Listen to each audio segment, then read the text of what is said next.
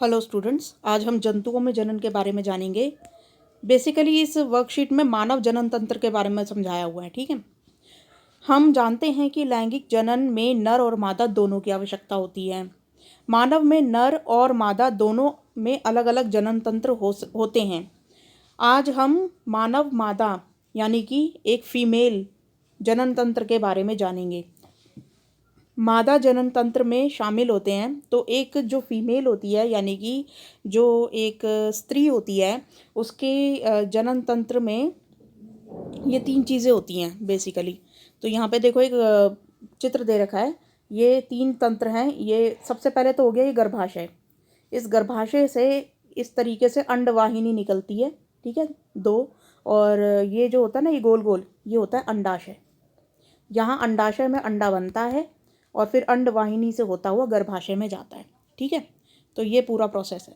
इसीलिए मादा जनन तंत्र में 3 हो गए। एक जोड़ी अंडाशय यानी कि ये वाला और ये वाला। मैं इसका कलर चेंज कर लेती हूँ ज़रा।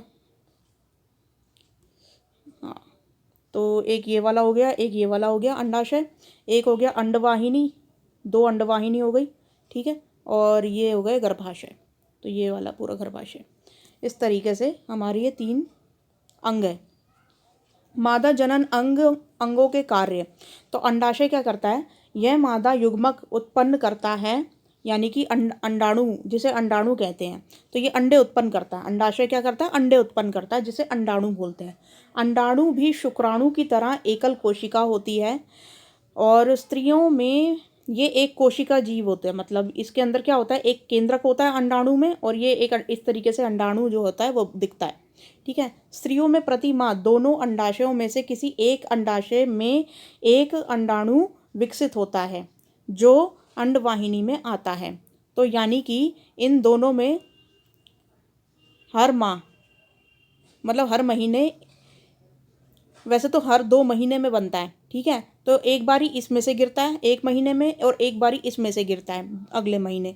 फिर इसको फिर से 2 महीने का टाइम लगता है, फिर ये एक बारी और गिराता है, फिर ये अगले महीने ये गिराता है। तो मतलब कुल मिला के एक बार ये गिराता है, एक बार ये गिराता है। तो इस तरीके से हर महीने अंडा जो है वो अंडवाहिनी में आता जाता है, अंडवाहिनी के थ्रू गर्भाशय में आता है। ठीक है, तो इस तरीके से होता है।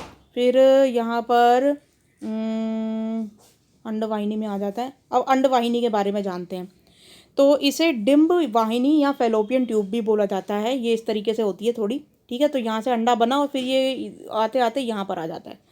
ठीक है, और यह अंडाणु को गर्भाशय तक पहुँचाने में मदद करती है। यहाँ पर शुक्राणु और अंडाणु का निषेचन होता है, यानी कि इस अंडवाहिनी में जब ये अंडा यहाँ तक पहुँच जाता है तब शुक्राणु आकर इसको जो है इसके अंदर घुस जाता है और फिर जाके एक बच्चे का जन्म होता है। गर्भाशय, यहाँ पर भ्रूण शिशु तक का विकास होता है। अब जो गर्भाशय है ना, यानी कि ये चीज़ जो है, ये यहाँ पर वो अंडा आकर ऐसे गिर जाता है और यहाँ पर जो है बच्चे का विकास होना शुरू होता है, यानी कि बच्चा बनना स्टार्ट हो जाता है। तो इस तरीके से आज हमने पढ़ लिया इसको, मादा जनन अंगों को। मादा जनन तंत्र के नाम का निम्नांकित चित्र बनाइए। तो यहाँ पर मादा जनन अंग का चित्र जो है वो आप ये वाला बनाएंगे। मैं बड़ा करके दिखा देती हूँ, ये वाला पूरा। ठीक है, ये फर्स्ट का आंसर हो जाएगा आपका। नेक्स्ट क्वेश्चन है, मानव मादा जनन अंगों के नाम बताइए। तो आप ये पूरा लिख लेंगे, ये पूरा स्लैब आ जाएगी सेकंड वाले में। ये सेकंड का आंसर है। एक जोड़ी अंडाशय, अंडवाहिनी या डिंबवाहिनी और गर्भाशय। अब क्वेश्चन नंबर 3 देखिए, मादा युग्मक को क्या कहते हैं और ये कहाँ निर्मित होता है। तो इसका आंसर मैंने यही लिख दिया है, मादा युग्मक को अंडाणु बोलते हैं जो कि अंडाशय में विकसित होता है।